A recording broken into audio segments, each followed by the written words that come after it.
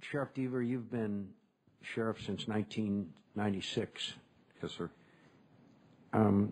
Maybe you could give us a little perspective. We all know about the terrible tragedy of the Krentz family.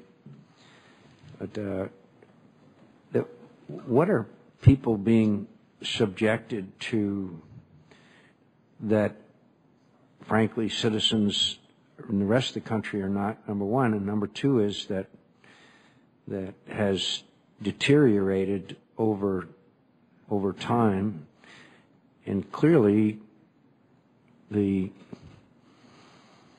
United States government has an obligation to protect people's lives and property.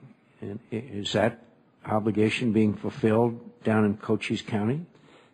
From a criminal activity standpoint, I think most disturbing it has been the number of home invasions versus a burglary, when people are actually at home watching television or in bed or whatever, and somebody breaks into their home, which obviously, predictably, will lead ultimately to some kind of conflict, physical confrontation, and one side loses in those.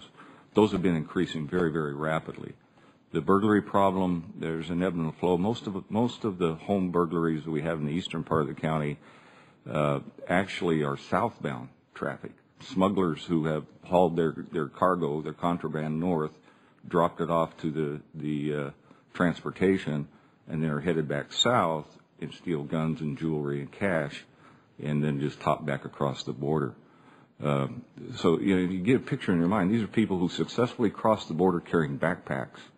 Defeated the enforcement effort, hauled it many miles north, and then are going back south and committing additional crimes. So I've said for a long time that today, the situation at the border today is, if you want to cross the border, you will ultimately succeed. And until that changes, then we're going to continue to face the kinds of conflict and confrontation and death and carnage that comes with it.